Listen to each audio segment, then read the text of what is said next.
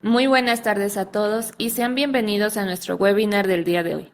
Antes de comenzar, presentaremos a nuestro importante ponente, el doctor Jesús Valverde. Egresado de la Universidad Nacional de San Luis Gonzaga de Ica, Facultad de Medicina Humana. Posgrado, segunda especialidad en Medicina Intensiva en la Universidad Nacional Mayor de San Marcos, Facultad de Medicina, sede Hospital Nacional Guillermo Almenara Salud. Maestría en Gerencia de Servicios de Salud en la Universidad Nacional Mayor de San Marcos, Facultad de Medicina, Unidad de Posgrado. Se ha desempeñado como médico asistente en la Unidad de Cuidados Intensivos, Complejo Hospitalario San Pablo, sede Surco, desde julio 2002 hasta la actualidad. También es médico asistente nivel 4 en la Unidad de Terapia Neurointensiva UTNI, Hospital Nacional 2 de Mayo, desde abril del 2004 hasta la actualidad.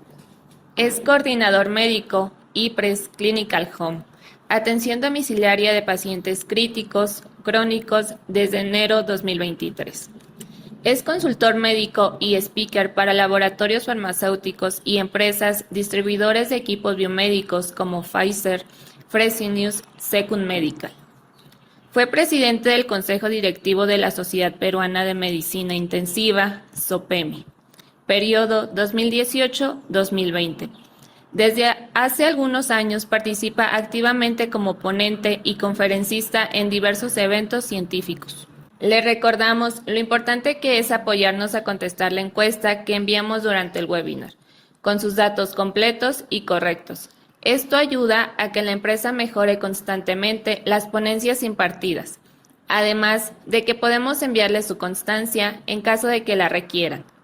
Sin más, les cedo la palabra al doctor Jesús Valverde y esperamos que disfruten nuestro webinar.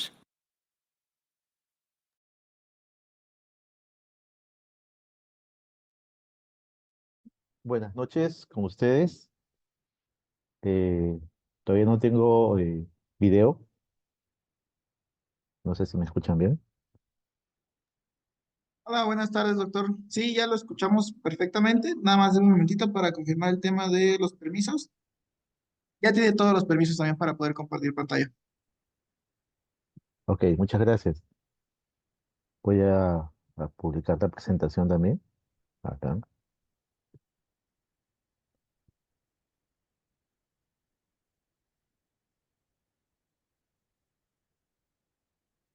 ¿La pueden ver? ¿Sí? Sí, ahí ¿Me estamos viendo confirman? su pantalla. Ya, muy bien. Bueno, en primer lugar quiero agradecer a Desego, quiero agradecer a Edan por la invitación. Como bien dice la presentación, soy médico intensivista, trabajo en Lima, Perú, en el Hospital Nacional 2 de Mayo, en la unidad de cuidado intensivo. Y pues tengo más de 22 años dedicados a UCI. Y pues mi experiencia se basa sobre todo en pacientes con problemas respiratorios, en soporte ventilatorio, cuidados neurocríticos y sepsis, ¿no? Es lo que vemos con bastante frecuencia. El tema que nos convoca hoy es hablar acerca de la fisiopatología de la insuficiencia respiratoria y el monitoreo clínico y gasométrico. Bueno, la insuficiencia respiratoria pues es un tema bastante frecuente que nosotros los intensivistas vemos en las unidades de cuidado intensivo. Está dentro de las 5 síndromes más frecuentes que vemos en las UCIs, junto con la sepsis, con el síndrome coronario, entre otros, ¿no? Y con la pandemia pues del COVID-19, los conceptos de insuficiencia respiratoria tendrían que haber cambiado porque hemos visto una serie de situaciones en las cuales eran incompatibles con los conceptos que manejábamos en su momento, pero todavía estamos a la espera pues de que los parámetros por lo menos gasométricos en este tipo de complicaciones respiratorias tan severas que hemos visto durante 2 años que estuvimos manejando la pandemia acá en Perú, pues sorprendió mucho, ¿no? De los conceptos que manejábamos hasta ese entonces, ¿no? Bueno, entonces, mi conflicto de intereses, esta es una presentación autorizada por EDA, de SEGO. Como bien dice la presentación, trabajé en Pfizer, en Fresenius, entre otros, para la presentación de conferencias dedicadas a los productos. Y pues mis contenidos son estos, ¿no? Primero vamos a hablar del concepto de insuficiencia respiratoria, los tipos de insuficiencia respiratoria, la fisiología respiratoria, muy importante para entender qué sucede en un paciente que tiene problemas respiratorios severos, el monitoreo clínico, el monitoreo gasométrico, que es una herramienta pues que nosotros tenemos que tener a la mano, al alcance, al costado del paciente para poder tomar decisiones y saber cómo van nuestras terapias de intervención en su momento, ¿no? Y finalmente las conclusiones con algunos casos clínicos que hemos visto con bastante relevancia acá en mi país, ¿no? Bueno, entonces, ¿qué es la insuficiencia respiratoria? Es un síndrome, es un conjunto de signos y síntomas que abarcan muchas patologías, ¿no? Hablemos de problemas infecciosos, neumonía, hablemos de distrés, que es la complicación más grande que conocemos, el edema agudo de pulmón, complicaciones cardiovasculares, complicaciones tromboembólicas, ¿no? Todo eso lleva pues a un concepto de insuficiencia respiratoria porque finalmente lo que sucede es que no hay un buen intercambio gaseoso entre el CO2 y el oxígeno, ¿no? A nivel de la membrana alveolo-capilar. Es el concepto máximo que tenemos en cuanto a insuficiencia respiratoria. Ahora, hay conceptos también que tenemos que tener al alcance y saberlos, usarlos con propiedad. Siempre confundimos lo que es ventilación con respiración, ¿no? Porque eso se da con bastante frecuencia estos temas, ¿no? Sobre todo cuando hemos estado viendo en la pandemia, pues hablan de respirador y ventilador mecánico, ¿no? Era un tema que se repetía con bastante frecuencia, sobre todo en los noticieros, ¿no? Aquí en Perú se dio bastante cobertura a lo que es la pandemia y pues tratamos de que se utilicen con propiedad estos conceptos, ¿no? ¿Qué es la ventilación, no? La ventilación es un proceso en el cual el paciente o la persona transporta oxígeno desde el medio ambiente hasta los alvéolos pulmonares y exhala, ¿no? Esa es la ventilación. Comprende dos fases que son importantísimas y que las conocemos. Una pues es la inspiración, que es el momento en el cual el paciente ingresa aire hacia los pulmones, y la expiración que exhala pues el CO2, ¿no? En cambio, la respiración es el intercambio de gases entre la sangre y otros tejidos, utilizando el oxígeno que viene con el aire, ¿no? Comprende tres fases, que ya las conocemos: la glucólisis, el ciclo de Krebs y la fosforilación oxidativa. Entonces, la respiración viene a ser parte de la ventilación, ¿no? La ventilación es un concepto más grande y abarca estos dos procesos que los mencioné y que pues también va de la mano con soporte ventilatorio, que no es motivo de la discusión, pero tenemos que también tener presente pues que el ventilador mecánico, que viene a suplir el proceso de inspiración y expiración, lo hace a la inversa de la presión negativa que lo hacemos en ventilación espontánea. Y la respiración es el tema celular, el tema más específico, ¿no? En la cual pues tenemos que aprovechar el oxígeno que llega transportado por la hemoglobina para que tengamos un proceso celular adecuado y generar energía, ¿no? Entonces, estos conceptos son importantes. Luego, hipoxemia e hipoxia también son conceptos que se confunden con bastante frecuencia, ¿no? Hipoxemia es el bajo nivel de oxígeno en sangre y que se calcula a través de un pulso oxímetro por la saturación de oxígeno o a través de los gases arteriales, ¿no? Que calculan la presión de oxígeno y la saturación. Mientras que la hipoxia es la ausencia de suficiente cantidad de oxígeno en los tejidos para mantener las funciones corporales. Es un tema más celular, más específico, mientras que la hipoxemia es una concentración de oxígeno en sangre que está circulando, ¿no? A través sobre todo de los vasos arteriales. Quería aclarar esto para tener presente bien y manejar conceptos de la manera más correcta, ¿no? El proceso que se involucra entre ambos, pues es la interrelación que es la ventilación y la respiración, ¿no? Mientras hablamos que la ventilación es un proceso en la cual pues necesitamos de la inspiración para que ingrese el oxígeno, y este es un proceso muy activo, ¿no? Utiliza energía porque tenemos que hacer presión negativa para que ingrese oxígeno del ambiente o aire, ¿no? Y pues puede llegar hasta los alvéolos y se produce el intercambio gaseoso a nivel capilar, ¿no? Entre la membrana alvéolo capilar. Y la expiración, que es un proceso pasivo y que consiste fundamentalmente en la eliminación de CO2, ¿no? Una vez que el oxígeno ya pasó al capilar, y en este caso arterial y de luego va al venoso a través de las venas pulmonares y se distribuye a la economía por la aorta. Tenemos que ya el oxígeno se adhirió a la hemoglobina, que es el mecanismo de transporte de esto, y a través de la bomba cardíaca se inicia lo que es el transporte de oxígeno, en la cual el oxígeno viaja a través de los vasos arteriales para entregarlos a la célula, ¿no? Entonces lo que nosotros ofertamos a la célula es una cantidad apropiada de oxígeno y lo vamos a evaluar a través del consumo de oxígeno que se tiene que iniciar a nivel celular y queda el punto de partida lo que llamamos la respiración celular a través de las organelas, ¿no? Mientras que el otro concepto de extracción de oxígeno es la correlación entre lo que es el consumo y el transporte, ¿no? Hay un porcentaje que siempre tiene que mantenerse de manera constante y que alrededor es del 25%. Entonces, este proceso que se enlaza entre la ventilación y la respiración hay que conocerlo para poder hablar bien de la insuficiencia respiratoria, ¿no? Sigamos. Dentro de lo que es el mecanismo de la ventilación, tenemos que conocer que a nivel del sistema nervioso central existe un centro respiratorio importantísimo para poder equilibrar nosotros lo que son los actos de inspiración y expiración, ¿no? Normalmente la frecuencia respiratoria en un paciente es alrededor entre 12 y 20, ¿no? Y va a haber un equilibrio a través de los quimiorreceptores que pueden forzar a que haya una taquimia o una bradimia. Y esto se genera a través del centro respiratorio, que está localizado a nivel de la protuberancia y el bulbo por núcleos importantísimos, ¿no? Tenemos el núcleo en la cual, pues, en la fase inspiratoria tiene mucha participación, que está localizado a nivel de la parte dorsal del, del bulbo, y en la parte ventral tenemos la fase de expiración, ¿no? A través de un núcleo también importante que está localizado en la médula oblongata.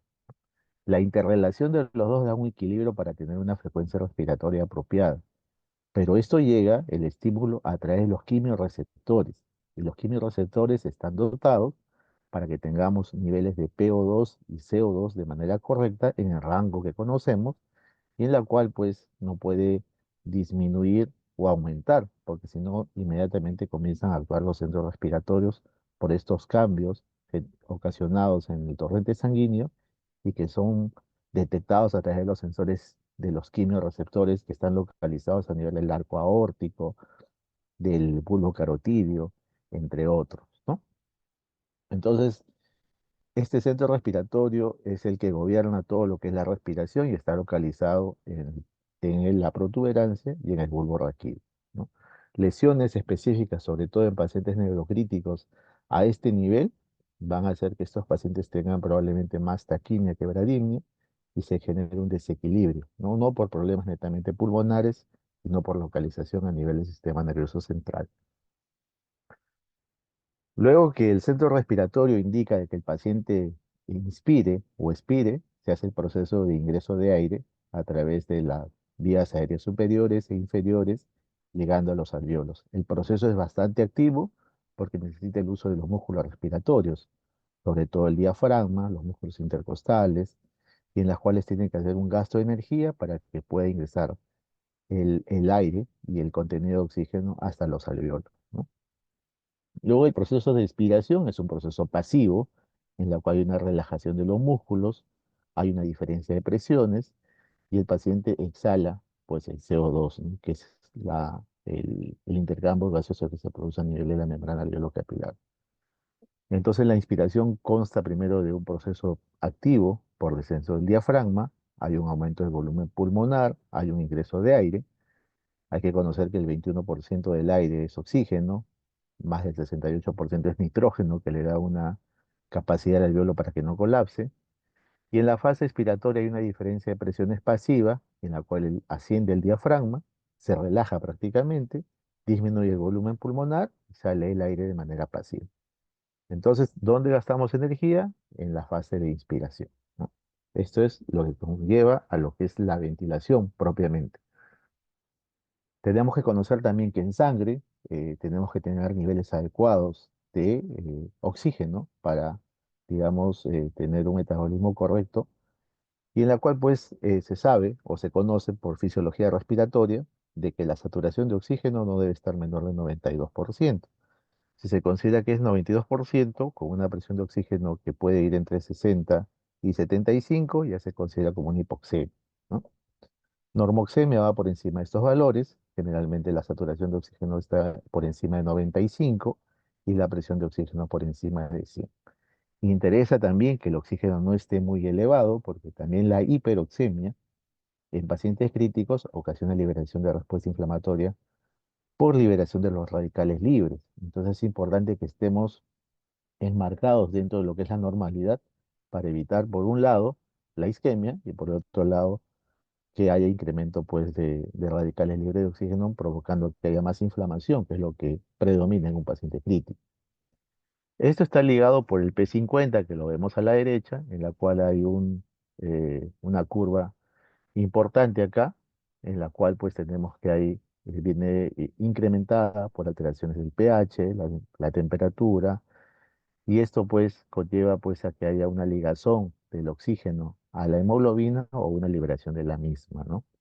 Tenemos, por ejemplo, que en situación de acidosis, el oxígeno que está adherido al vehículo, que es la hemoglobina, se libera con facilidad, mientras que en alcalosis hay una adherencia mucho mayor de la molécula de oxígeno a la hemoglobina, ¿no? Es por eso que tenemos que buscar equilibrios para que haya una entrega que facilite, pues, el metabolismo celular de la manera más adecuada. Todos estos rangos de presiones identificadas con lo que hemos mencionado se dan a nivel del mar, ¿no? Generalmente hay cambios importantes en la fisiología por encima de los 2000 metros de altura.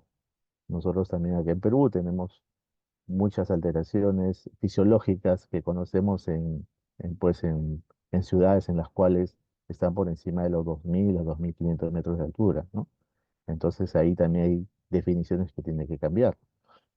Las definiciones que conocemos a nivel internacional son que la normoxemia está por encima de 95, con una presión de oxígeno por encima del 80%.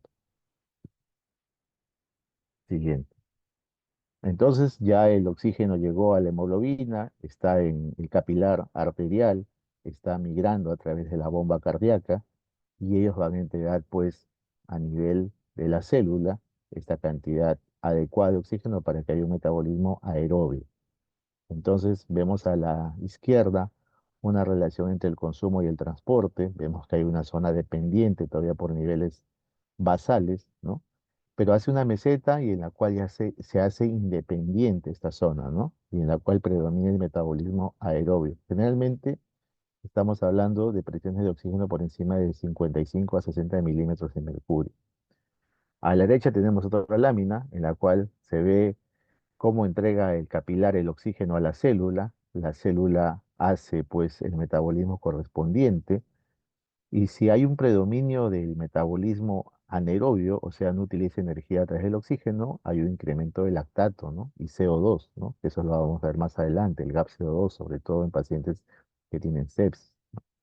Entonces, el trabajo nuestro de dar soporte en el caso de pacientes que se encuentran críticos con insuficiencia respiratoria es facilitar que este paciente tenga una buena cantidad de oxígeno en sangre, no excesivamente, porque ya hablamos de que la hiperoxemia también hace daño, que tenga un buen nivel de hemoglobina, que es el transportador de oxígeno, y que llegue con una buena presión a través del gasto cardíaco, y entreguemos y ofertemos a la célula niveles de oxígeno de manera más prudente para que ésta pueda extraer y facilitar el metabolismo aerobio de tal manera que este paciente salga de la situación crítica que está pasando. No hablamos de niveles supranormales, como se hablaban hace muchísimos años, hace más de 20, 25 años, estamos hablando de niveles de normalidad, no excesivamente altos, pero que pudieran hoy en día, digamos, es lo que se ofrece en las guías y consensos para no excedernos y llevar a otro extremo, que es incrementar la respuesta inflamatoria sistémica, ¿no? Estas son las fórmulas de transporte, consumo y extracción de oxígeno, en la cual pues hay un equilibrio entre los que pueden participar acá. Nosotros como intensivistas, como médicos, solo podemos favorecer el transporte, no más, ¿no? Podemos ofertar oxígeno a través de un transporte correcto, ya que podemos utilizar inotrópicos, podemos utilizar niveles de hemoglobina a través de paquetes globulares, podemos facilitar oxígeno a través del soporte oxigenatorio, pero más no, ¿no? Luego ya la célula ve si extrae o no y consume y favorece el metabolismo aerobio. Entonces, el concepto de insuficiencia respiratoria va al tema celular, ¿no? Va, como dijimos, es un tema en la cual hay un intercambio de oxígeno y CO2 de manera más correcta a nivel de la membrana alveolo capilar, pero de ahí hacia adelante tiene que ofertar oxígeno a la célula para pues, que realizar un metabolismo aerobio correcto, ¿no? Los niveles de extracción, digamos, que se consideran dentro de rangos normales, van entre 25 a 30%, que es la correlación entre el consumo y el transporte de oxígeno. Esta es una relación en la cual se ve dos variables, el transporte y el consumo. Hay una zona crítica, una zona de meseta acá. A la izquierda hay un transporte de oxígeno crítico al nivel en la cual se produce todavía un metabolismo anaerobio. Si vemos hacia la parte inferior, vemos de que si el consumo y el transporte están muy abajo, hay una muerte celular identificada. Y mientras esté en meseta, vamos a ver que constantemente pues esta oxigenación es de la manera más correcta. En la siguiente gráfica a la derecha vemos una correlación entre el porcentaje de saturación de hemoglobina y ya vemos la PO2, ¿no? Como mencionamos, el PO2 de 60 va de la mano con una saturación de 90, que son los niveles adecuados. Por debajo ya se consideran niveles críticos de hipoxemia, ¿no? Pero finalmente es esto lo que nos interesa, ¿no? Esta es la parte más importante de toda la entrega de oxígeno a nivel, pues, de nuestros pacientes, el metabolismo celular, ¿no? Yo puedo ofertar presiones de oxígeno que pueden ir a nivel de 80 a 100 milímetros de mercurio y con eso una saturación por encima de 92 o más. Pero a nivel de celular, vamos a ver pues de que los niveles adecuados para un metabolismo correcto son mucho más bajos, ¿no? Sino que en el trayecto en la cual este oxígeno viaja, hay una serie de barreras que hacen pues de que llegue una cantidad mucho menor. En la gráfica de la derecha vemos pues de que la presión atmosférica, ¿no? eh, multiplicado por los 760 milímetros de mercurio por FiO2, que es el 21%, genera una PO2 de 159 milímetros de mercurio, o 150. De ahí el oxígeno se diluye en el transporte, en el vapor de agua, llega al alveolo, los niveles de oxígeno son aproximadamente 100 milímetros de mercurio. Cuando el alveolo entrega a la arteria, ya descendió un poco por debajo de 100, alrededor de 90 o 95, y de ahí el oxígeno se va a dilucionar, ¿no? Ya sea por barreras de ventilación-perfusión, por gradientes, por shunt, y lo que va a llegar a los tejidos es 50. Finalmente, lo que va a llegar a la célula, por dilución sobre todo, es aproximadamente entre 25 milímetros de mercurio, que es lo que va finalmente a hacer que el metabolismo aerobio sea el más correcto, ¿no? Entonces, los niveles acá de oxígeno van dilucionándose en el camino, llega a la célula aproximadamente entre 25 milímetros de mercurio y con eso es suficiente para mantener un metabolismo celular. Quizás esto sea una explicación, digamos, científica para lo que sucedió en la pandemia, ¿no? Porque en la pandemia teníamos pacientes que llegaban a nuestras emergencias o cuidados intensivos con saturaciones de 80, 75% y pues estaban bastante bien, no tenían por lo menos criterios clínicos de insuficiencia respiratoria. No estaban encefalopáticos, tenían buena presión, no tenían taquimia, pero cuando hacías un gas arterial o hacías una pulsoximetría y encontrabas saturaciones de 80, tú decías, esto no es incompatible con la vida, ¿no? Esto no, esto está sucediendo algo extraño, lo que se llamó la hipoxemia feliz, ¿no? Pero finalmente, pues sabemos de que el porcentaje de oxígeno que requiere la célula para un metabolismo correcto es bastante bajo, ¿no? 25 a 30 milímetros de mercurio, pero esto es porque hay una serie de barreras que impiden, pues, que favorecen a que se dilucione el oxígeno y llegue a esta cantidad mínima. Lo que se planteaba era de que los quimiorreceptores estaban alterados en el COVID, por eso que no había, digamos, una respuesta central que pueda, digamos, o generar taquimia, ¿no? Porque estos pacientes se encontraban con franco compromiso celular, sin embargo los quimiorreceptores estaban bastante alterados. Siguiente lámina. Bueno, esto conlleva pues a describir tipos de insuficiencia respiratoria, ¿no? Por el periodo de tiempo conocemos que es agudo y crónico, eso ya es universal para todas las patologías. Agudo podríamos considerarlo dentro de las 72 primeras horas o hasta 7 días como indican las guías, y crónico más allá de los 14 días, ¿no? Cuando un paciente viene complicado por un tema respiratorio y en la cual pues los niveles de oxígeno están y CO2 están bastante alterados, los periodos de tiempo están marcados por lo que indico, ¿no? También tenemos características gasométricas. Acá interviene mucho ya el estudio de gases arteriales para describir qué tipo de insuficiencia respiratoria tiene, ¿no? Finalmente lo que vemos en las unidades de cuidado intensivo son las insuficiencias respiratorias tipo 1, las hipoxémicas, vemos neumonías, vemos problemas virales, vemos distrés, y eso ahí donde predomina el tema hipoxémico, ¿no? Entonces hablamos de una insuficiencia respiratoria tipo 1. La insuficiencia respiratoria tipo 2 ya es una situación un poco más complicada, más avanzada, pero generalmente se da en pacientes que tienen una patología pulmonar previa.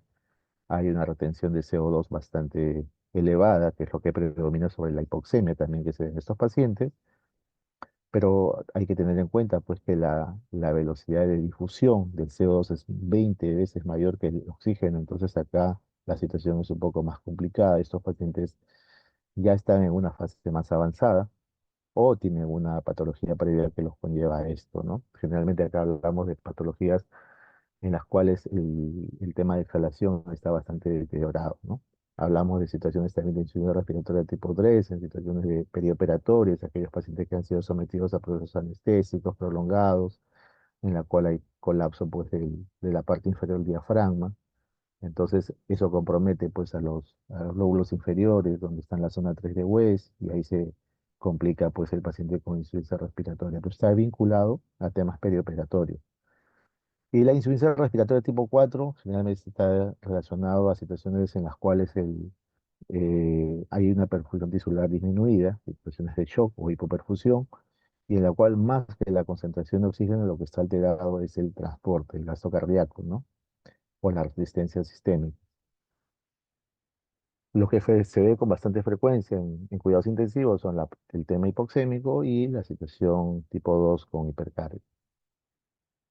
Si hablamos de la insuficiencia respiratoria según mecanismo fisiopatológico, tenemos las vinculadas a la disminución de FIO2, sobre todo en situaciones de altura, hipoventilación alveolar, ¿no? En pacientes en los cuales hay procesos inflamatorios localizados a nivel alveolar, sobre todo en las neumonías, alteración de la difusión, en la cual está complicado la membrana alveolo-capilar, y alteración en la relación ventilo-perfusión, ¿no? En la cual pues puede haber un espacio muerto incrementado y en la cual pues no hay una adecuada, hay un incremento en la concentración de CO2 más no VO2 y los SHAN de derecha a izquierda, sobre todo en pacientes que tienen colapso alveolar, ¿no? Y no se encuentra enriquecido el capilar por oxígeno porque el alveolo pues está colapsado, ¿no?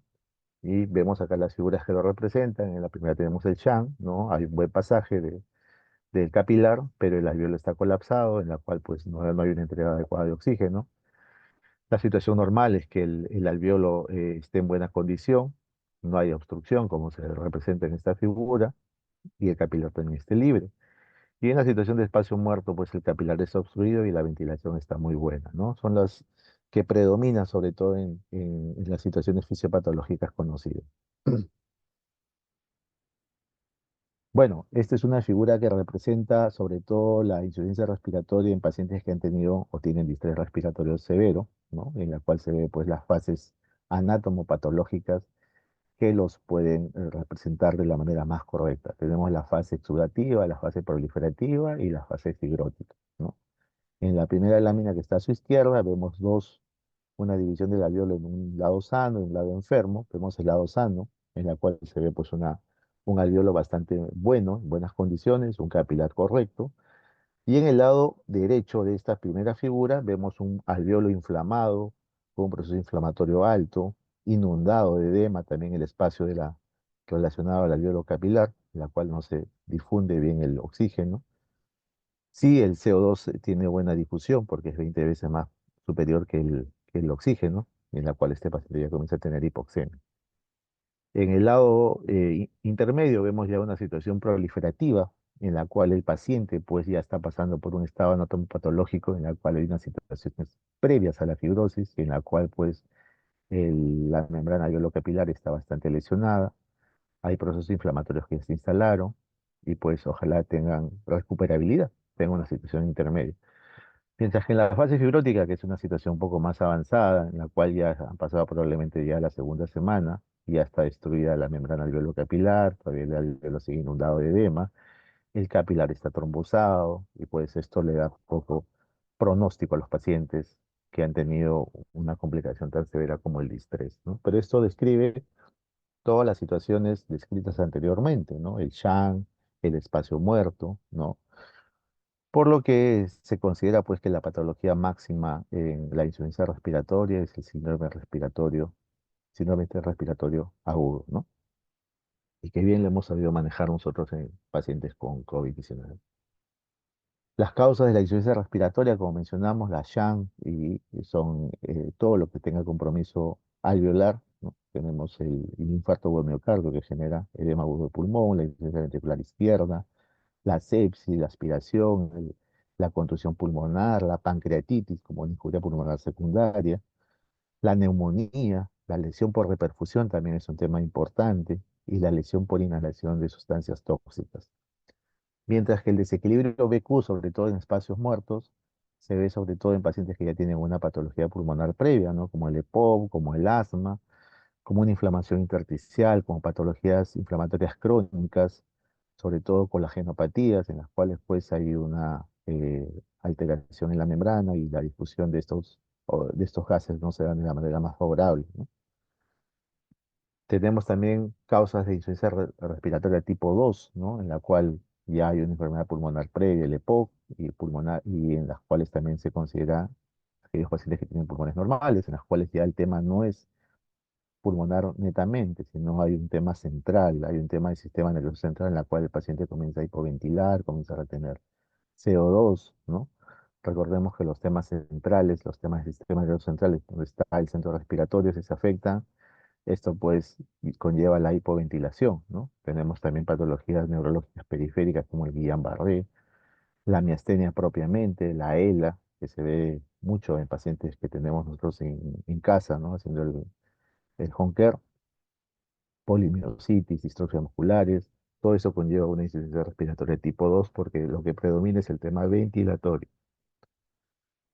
Las manifestaciones clínicas de la insuficiencia respiratoria en general son, bueno, la disnea, la taquimia, el uso de músculos respiratorios accesorios, el tiraje. Generalmente, las manifestaciones clínicas respiratorias se van a dar cuando el compromiso de la reserva pulmonar se da hasta un 30% de compromiso pulmonar. Nosotros vemos pacientes que tienen eh, un solo pulmón, por ejemplo, ¿no? Y en las cuales ventilan bien, están muy tranquilos, no necesariamente hay que tener los pulmones para que ventilen. Ya han incrementado su reserva pulmonar, por eso es que mantienen, no tienen un cuadro clínico de insuficiencia respiratoria, ¿no? Están bastante compensados, adaptados a eso. Pero se sabe pues que en casos agudos, cuando se supera más del 30% del compromiso pulmonar total, recién hay manifestaciones clínicas de insuficiencia respiratoria. Dentro de las complicaciones cardiovasculares, por un tema de mejorar el transporte de oxígeno, hay taquicardia, hay hipertensión, hay arritmias por hipoxia tisular, hay palpitaciones, ¿no? Eso es lo que siente el paciente. Y dentro de las neurológicas, por temas vinculados a hipoxia y a hipercapnia, hay trastornos sensorios, agitación, somnolencia y hasta convulsiones, ¿no? Las convulsiones están vinculadas sobre todo a alcalosis respiratoria y lo que concierne al sistema cutáneo, tenemos cianosis, disminución del llenado capilar. Entonces, las manifestaciones clínicas están vinculadas a cuatro sistemas importantes, que las revisamos nuevamente: respiratorias, cardiovasculares, neurológicas y cutáneas, por excelencia, ¿no? Ahora, toda esta manifestación de insuficiencia respiratoria nos conlleva a lo que es la hipoxia tisular, ¿no? Y la hipoxia tisular hay que tenerla bastante cuidado, sobre todo cuando afecta a células importantes como el sistema nervioso central. Entonces, la definición es la afección en la cual se produce una disminución de aporte de oxígeno a un tejido debido a la isquemia que puede ser transitorio, pero si supere los tiempos establecidos pueden ocasionar un riesgo irreversible, ¿no? Los tipos de hipoxia son hipoxia hipoxémica por disminución de la presión arterial de oxígeno, la hipoxia anémica por disminución de la hemoglobina, o sea, el transporte de oxígeno no es la más correcta, la hipoxia circulatoria por disminución de la bomba cardíaca, ¿no? En situaciones de shock sobre todo, y la hipoxia hipóxica por disminución de la extracción tisular de oxígeno, que es lo que siempre o a veces vemos, ¿no? En la zona de cuidado intensivo. Hemos visto situaciones en las cuales hay una hipoxia severa vinculada sobre todo a pacientes que han inhalado monóxido de carbono, ¿no? Eso es importante también, lo hemos visto acá en Lima, ¿no? En la situación crítica de incendios que hemos vivido aquí en el país, en la cual pues el daño neurológico es severo, irreversible y generalmente lleva a la muerte encefálica. ¿Cómo se hace el monitoreo clínico de un paciente que tiene insuficiencia respiratoria? Hay que resaltar que el diagnóstico de la insuficiencia respiratoria es eminentemente clínico, ¿no? No hay necesidad de hacer un examen de laboratorio previo, solo hay que observar al paciente si tiene algún proceso respiratorio en la cual manifieste pues de que se siente cansado, se siente con disnea, se siente que está acelerada su respiración, ¿no?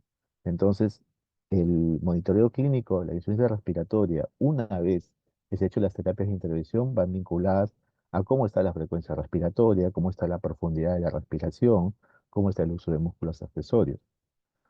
Dentro de la parte cardiovascular, como mencionamos, que estos pacientes cursan con hipertensión, arritmias, taquicardia, tenemos que observar si la frecuencia cardíaca ha cedido, si la hipertensión arterial se controló, si las arritmias ya están en vías de resolución, ¿no? Entonces, eso conlleva a de que nuestra terapia de intervención dentro del monitoreo clínico ha tenido impacto y por ende, pues, estamos en buen camino. Y lo que de repente es muy precoz, sobre todo en pacientes seniles, es el compromiso neurológico, ¿no? Generalmente estos pacientes no llegan con manifestaciones respiratorias, no llegan con compromiso neurológico, ¿no? Están agitados, están osoborosos o somnolientos, y eso llama la atención, ¿no? Entonces, el monitoreo clínico del estado de conciencia es fundamental también para saber si el impacto de nuestra terapia de intervención ha sido buena y estamos digamos, en camino de poder resolverlo, ¿no? Las terapias de intervención van vinculadas a lo que son soporte oxigenatorio, a lo que es la ventilación mecánica, ¿no? En casos de falla ventilatoria. Hoy en día tenemos los dispositivos de alto flujo que se utilizan, digamos, con mayor frecuencia desde lo que sucedió con la pandemia del COVID-19. Se han posicionado bastante las cánulas nasales de alto flujo y nos va muy bien con estos dispositivos, ¿no? Pero tenemos que tener también un monitoreo gasométrico, ¿no? No hay mejor, digamos, instrumento que tener un equipo de gasometría a la cabecera del paciente.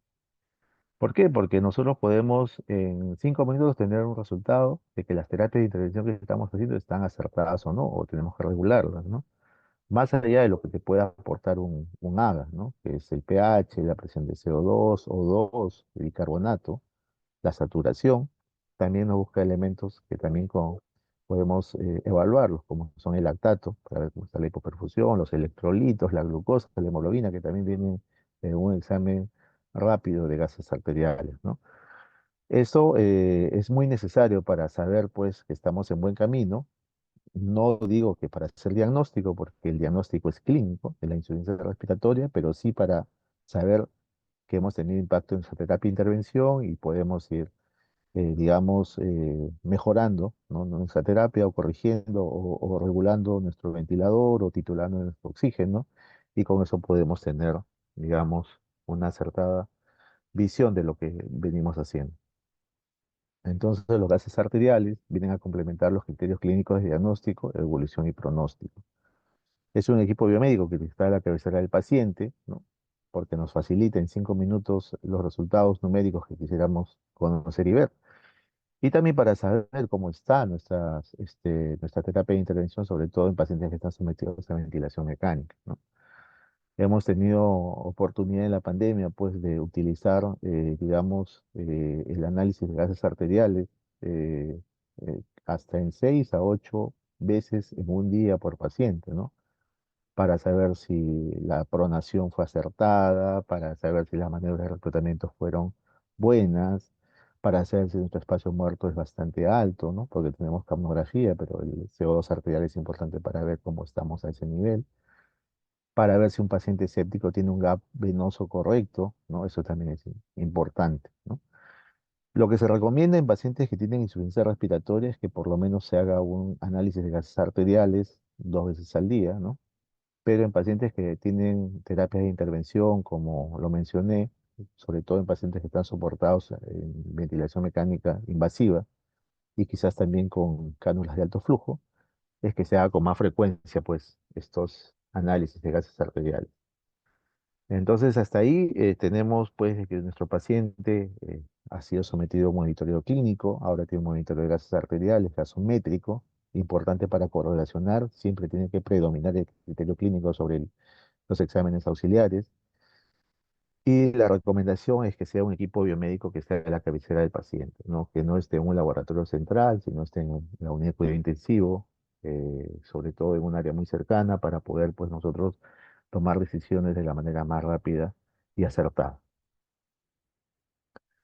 Las conclusiones serían, pues, de que el diagnóstico de insuficiencia respiratoria es eminentemente clínico. El monitoreo clínico es fundamental para evaluar la terapia de intervención. El monitoreo gasométrico es importantísimo para la toma de decisiones en el soporte pronóstico y debe estar a la cabecera del paciente. Tenemos que concluir también indicando, pues, de que la insuficiencia respiratoria es un síndrome que ocupa los 5 síndromes más frecuentes en cuidados intensivos y tenemos que tenerlo, digamos, de la manera más correcta en el tema diagnóstico gasométrico clínico para poder tener una adecuada terapia de intervención. Les presento unos casos clínicos que hemos tenido en el transcurso de la experiencia nuestra. Tenemos, por ejemplo, acá una paciente mujer de 60 años con antecedentes de artritis reumatoide y enfermedad renal crónica. Tiene un tiempo de enfermedad de 2 días, manifestaciones respiratorias similares a un resfrío, como sucedía en la pandemia. Este es un caso clínico de pandemia. Se le hizo una prueba de COVID, salió positiva. E ingresa a la UCI con signos de disnea leve, ¿no? Taquimia y una encefalopatía con una escala de Glasgow de 14. Se le hacen las funciones vitales en la emergencia, tiene una presión arterial de 100/70, una frecuencia cardíaca de 105, entendible por la fisiopatología que conocemos, una frecuencia respiratoria no muy elevada en 25, pero satura 80%, está consciente y está febril, o sea, tiene manifestaciones de inflamación. Se hace unos gases arteriales, tiene un pH 7,28, un bicarbonato en 17, un CO2 en 35, un P2 en 50 y satura 80%. Se le hace un lactato en 2. Se le hace un gap de CO2 en 5, está por encima de 6, y una glucosa en 180. Llama la atención lo que vemos acá, tiene una acidosis metabólica, ¿no? Tiene una hipoxemia severa, no está en estado de hipoperfusión tisular, y la glucosa tampoco está tan alta, ¿no? Entonces, ¿qué hacemos? La paciente está consciente, se le pone una oxígeno terapia, pero para eso también hacemos nuestra tomografía y nuestra radiografía de tórax. Mira lo que vemos. Casi un compromiso pulmonar más allá del 80-90%, ¿no? En los 4 cuadrantes, que tiene un patrón alveolar, y pues con el resultado del COVID lo definimos como un COVID severo. Entonces hacemos nuestras terapias de intervención, que es inicialmente pues hacer el soporte ventilatorio invasivo, sedación, analgesia, tratar de que este paciente no haga disfunción orgánica múltiple, pero miren la buena tolerancia que tuvo, ¿no? Estaba saturando 80%, tenía un pH de 50, cosa que dentro del concepto de insuficiencia respiratoria es una insuficiencia respiratoria tipo 1, hipoxémica, pero casi, digamos, fuera de los valores que conocemos, ¿no? Porque si bien antes de la pandemia nos preocupábamos mucho de que tenga un pH de 60, ya estábamos ahí interviniendo con oxígeno. Miren, acá tenía un P2 de 50, una saturación bastante baja, y seguro que si hacíamos una correlación con lo que veíamos años anteriores, estos pacientes ya estaban encefalopáticos, pero estaban muy bien. Y eso es lo que sucedía, ¿no? Que llegaban, digamos, con la llamada hipoxemia feliz, ¿no? Entonces, Acá se describen niveles de saturación, estas son publicaciones ya internacionales de American Journal of Critical Care, y en la cual trataban de establecer por qué sucedía esto en pacientes pues, que tenían un compromiso pulmonar bastante severo.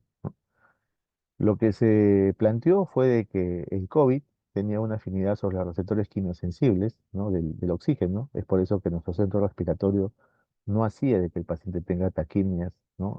Forzadas, ¿no? Y la evaluación también indicaba pues, de que el nivel de oxígeno que tenía a nivel de sangre, quizás metabólicamente a nivel celular era suficiente, ¿no? Para producir un metabolismo aerobio, teniendo en cuenta que las barreras que se encontraban en la vía de entrega de oxígeno no estén tampoco secuestrando o dilucionando oxígeno, pero el paciente ventilaba bien, estaba tranquilo, no tenía lactato alto, y eso pues llamó mucho la atención, ¿no? Para nosotros. Eso también son otras publicaciones para entender lo que es la fisiopatología de la hipoxemia feliz en el COVID-19.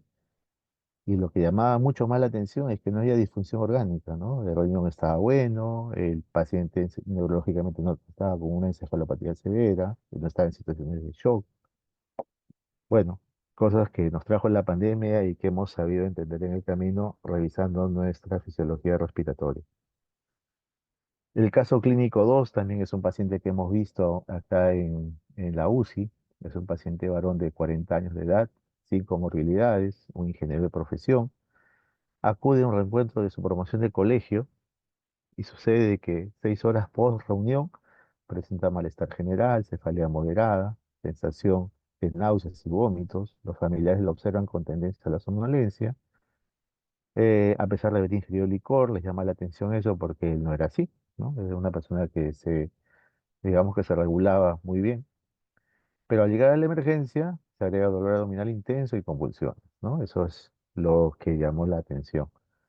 Sus funciones vitales están con una presión arterial de 120/70, una frecuencia cardíaca en 90, una frecuencia respiratoria en 10, una saturación en 98 y una temperatura en 36 grados centígrados. Se solicitaron exámenes de laboratorio y los resultados más dramáticos son los siguientes, ¿no? Tenía con un pH 6.8, un bicarbonato en 4, un PCO2 en 20, un PO2 en 80, una saturación en 98. El lactato sérico estaba en 14 y el sodio 140, el potasio en 4, el cloro en 100, la glucosa en 160. El análisis del AGA arterial nos indicaba que tenía una acidosis metabólica severa, ¿no? Probablemente también una acidosis respiratoria porque el nivel de POCO2 no estaba al nivel de hacer una compensación, pero la parte de oxigenación estaba muy bien, ¿no? Y el lactato sérico estaba en 10 a pesar de una saturación adecuada de oxígeno. O sea, el tema no era una hipoperfusión, sino había un tema metabólico que teníamos que definir, ¿no? Se le hizo una TEN central, no había alteraciones, y el hemograma era leucocitosis con desviación izquierda, que solo nos orientaba a un tema inflamatorio sistémico. Se hicieron varios exámenes para tratar digamos, discernir por qué tanta acidosis metabólica. Lo que conocemos dentro de la acidosis metabólica severa, primero está la cetoacidosis diabética, la insuficiencia renal, la intoxicación por salicilatos, el shock, ¿no? Pero no cuadraba ninguna, ¿no? Entonces llamó la atención que haya venido de un lugar donde pues estaban consumiendo licor. Se hizo la prueba de metanol y tenía niveles de metanol bastante altos, ¿no? Entonces este paciente fue sometido a ventilación mecánica de apoyo, y se hizo la diálisis respectiva de manera temprana y pudimos corregir el medio interno, ¿no? Entonces el diagnóstico fue una acidosis mixta con anemia elevado y hiperlactacidemia por intoxicación por metanol. En esto nos ayudó tremendamente lo que es tener un equipo de gases arteriales a la cabecera del paciente, porque con eso podíamos tomar decisiones de manera inmediata para saber cómo íbamos en la corrección del medio interno. No solo los gases arteriales son para temas de insuficiencia respiratoria, sino temas metabólicos, pues en los cuales tenemos que tener una terapia de intervención ya y pronta, ¿no?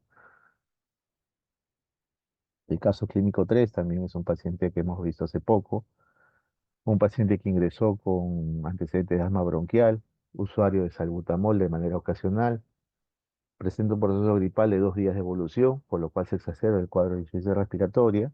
Presenta disnea, taquimia, no puede dormir y acude a un centro hospitalario, ¿no? Ya se sentía bastante fatigado. Al llegar a la emergencia tenía una presión arterial de 130/70, una cardíaca de 105, una respiratoria en 25, no había disnea sino taquimia, una saturación en 94. Recibió oxígeno de manera convencional, inhaladores, corticoides endovenosos, se le hizo un examen de ingreso y tuvo un pH 34, un PCO2 de 25, un PO2 de 70, un bicarbonato en 20, una saturación de 94. Esto sin, a veces confío 2,21%.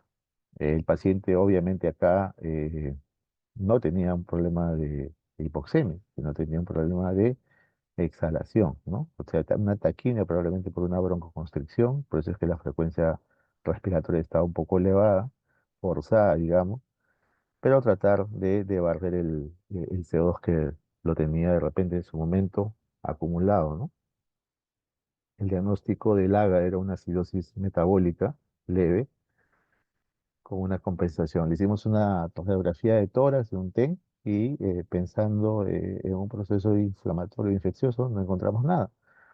Entonces solo digamos, nos orientamos a que era un asma bronquial severa, ¿no? Y en la cual, pues, no, o una asma bronquial severa, ¿sí? Y tratamos de darle el soporte con broncodilatadores y corticoides para reducir el proceso inflamatorio que ocasionaba la broncoconstricción, ¿no? Se lo notó más disneico a las 2 horas, ¿no? Estaba casi encefalopático, había signos de fracaso ventilatorio, eh, y se le puso a ventilación mecánica, ¿no? El AGA previo, antes de ingresar a ventilación mecánica, arrojaba pues que estaba en una acidosis respiratoria, tenía acidosis mixta, perdón, con bicarbonato bajo, un PO2 de 50 y había una saturación de oxígeno de 84. Probablemente este paciente ya estaba haciendo un compromiso de injuria pulmonar, ¿no? Secundario pues a todo el proceso inflamatorio que había por el asma casi fatal, ¿no? Porque este paciente ingresó a ventilación mecánica. Entonces, acá se tomaron decisiones o se observó en base al cuadro clínico que estaba presentando el paciente, los antecedentes ayudaron y se corroboraron por los gases arteriales, ¿no? No, que estaba a la cabecera del paciente y que era muy necesario, pues, para poder, digamos, intervenir de manera más temprana. Bueno, esa era mi presentación del día de hoy. Muy agradecido a Deseo por la invitación y pues estoy llano para la ronda de preguntas y en lo que podamos, digamos, discutir y estoy a la espera pues de sus preguntas para poder responderlas. Muchas gracias.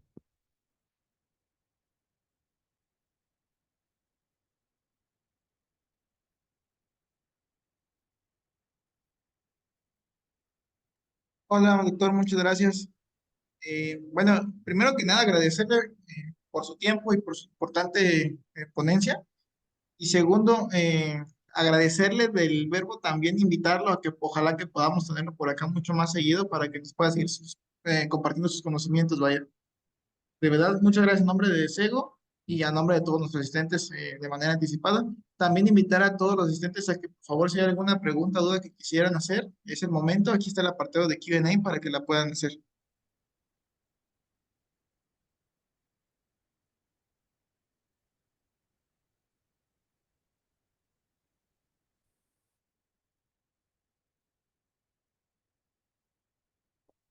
Bueno, comentarles también pues que el tema respiratorio es, digamos, uno de los pilares, ¿no? De lo que es la zona de cuidado intensivo, ¿no? Estamos, digamos, tratando de siempre de conocer mejor lo que es la fisiología respiratoria, conocer la raíz de los problemas para buscar soluciones prontas.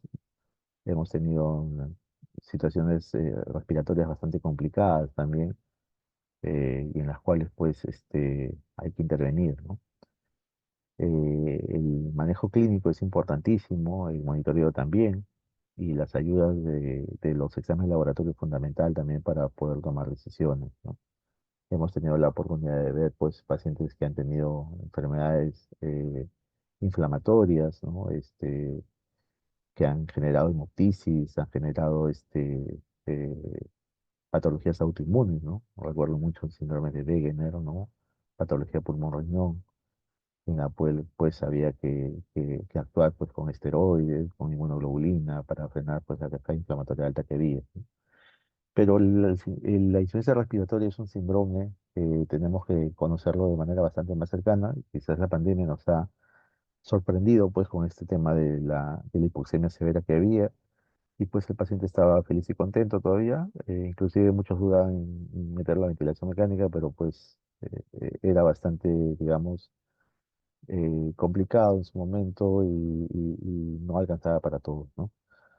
Entonces, a nosotros nos ha llevado pues a revisar mucho el tema respiratorio en la pandemia. Creo que los conceptos deben haber cambiado, deberían cambiar, ¿no? Por lo que se ha vivido, ¿no? Por la buena tolerancia que había a una hipoxemia severa y Claro, también por el hecho de que también pacientes que tenían un pobre pronóstico respiratorio han salido sin ninguna lesión pulmonar, ¿no? Eso también es interesante saber.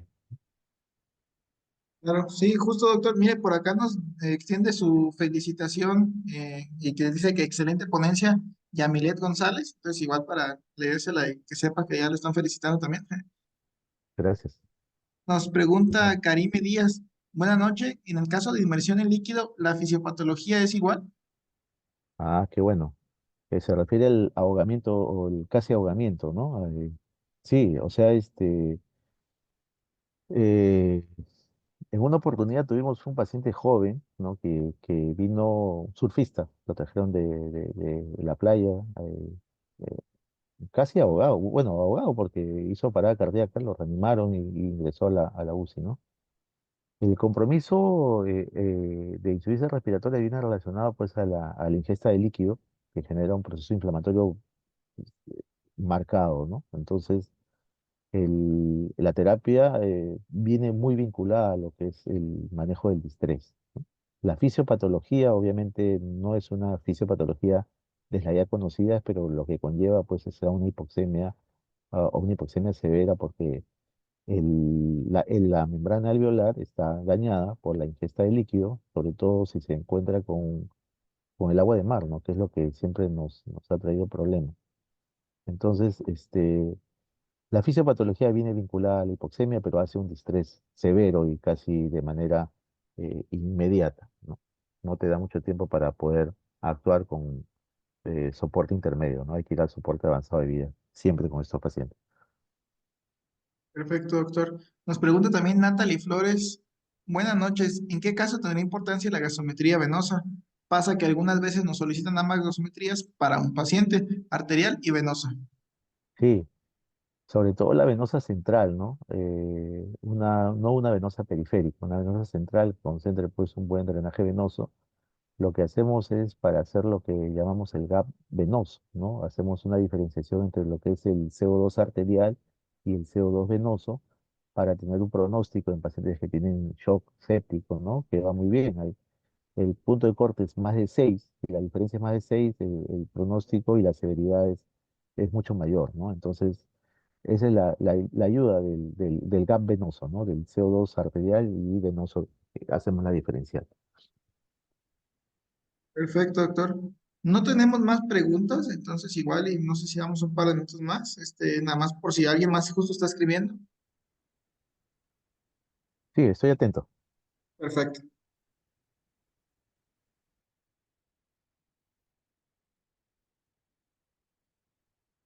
Ya no hay COVID, ya no tienen COVID en México tampoco, nosotros acá en Perú tampoco ya prácticamente ha sido un recuerdo, ¿no?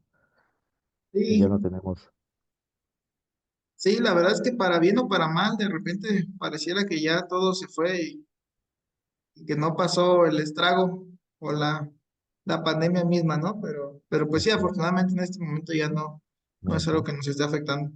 Dentro de lo que es la utilización de los gases arteriales en la pandemia, ¿cuántas veces creen ustedes que se multiplicó el uso de gases arteriales en la pandemia? Sí, justo, bastante. Acá también en la empresa justo lo notamos, tanto por cómo lo solicitaban todos los colaboradores, como por los mismos estudios que de repente nos tuvimos que hacer nosotros mismos, ¿no? Entonces, claro que notamos que de repente de gente que no topaba ni siquiera o no entendía el tema, ya tenía que tener justo un estudio de este tipo. Así es. Bueno, nosotros dentro de lo que es el consumo de fármacos y de insumos biomédicos, en primer lugar se agotaron lo que son los sedantes analgésicos endovenosos y en segundo lugar se agotaron las pruebas de gases arteriales, ¿no? Aquí en el país, ¿no? Un consumo bastante alto. Bueno, obviamente tiene una patología netamente respiratoria y hay que monitorizarla estrechamente, ¿no? Y recuerdo las estadísticas que mencionaron que probablemente ha llegado dentro del pico más alto hasta 5 a 8 veces más el consumo de lo que se hubo en un momento, digamos, de no COVID, ¿no? Aquí en el país. Claro. Tenemos por acá una última pregunta. Nos dice, excelente ponencia. En un paciente que tuvo COVID y se complicó, ¿cuánto tiempo es necesario seguir realizando los gases arteriales? Nos pregunta Evangelina Franco. Ah, muy bien, buena pregunta. Miren, nosotros también hemos aprendido a monitorizar. Te hago una secuencia más o menos de lo que hemos estado haciendo en COVID, ¿no? Y acá en Perú se han vivido hasta 5 olas, ¿no? La primera ola fue obviamente la peor, hacíamos de todo, ¿no? Pero ya entre la segunda y tercera nos ordenamos un poco más en lo que es el monitoreo gasométrico. Cuando llegaba un paciente a la unidad y ingresaba a ventilación mecánica, quizás el monitoreo de gases arteriales en el primer día podía llegar hasta 6 veces, ¿no? Luego evaluamos durante la primera semana, hemos tenido un consumo de hasta 4 veces diario, ¿no? De gases arteriales. Pero ya pasada la primera semana, en la segunda semana ya como que nuestro consumo de gases arteriales era 2 veces al día, ¿no? Eh, ¿Cuándo dejamos de hacer gases arteriales, ¿no? Cuando ya vemos que el pulmón se estableció, ¿no? Con una lesión pulmonar y en la cual ya es suficiente hacer el monitoreo no invasivo, ¿no? Porque tenemos pulsoximetría y tenemos CO2, ¿no? Exhalado. Entonces, ya quizás a partir de la segunda semana o entrando a la tercera, ya no hacíamos un monitoreo estricto de gases arteriales, quizás una vez al día nomás, para corroborar que lo que estamos viendo en el monitor de funciones vitales era tan real como lo que había en los gases arteriales, ¿no? Listo, doctor. Pues me parece que ya no tenemos más. Entonces, nuevamente agradecerle por acá su participación, su tiempo sobre todo, que al final de cuentas justo la pandemia, otra cosa que nos recuerda es que el tiempo es el recurso más valioso y vaya que venir a aprender aquí con usted es una de las mejores inversiones posibles que le podemos dar. Gracias nuevamente. Espero que todos hayan disfrutado de la ponencia. Los invitamos nuevamente a contestar nuestra encuesta, que por ahí tienen el link en el chat de este Zoom. Y pues nada, doctor, espero que pronto volvamos a escucharlo.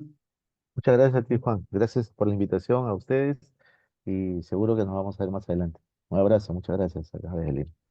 Gracias a todos. Buena tarde.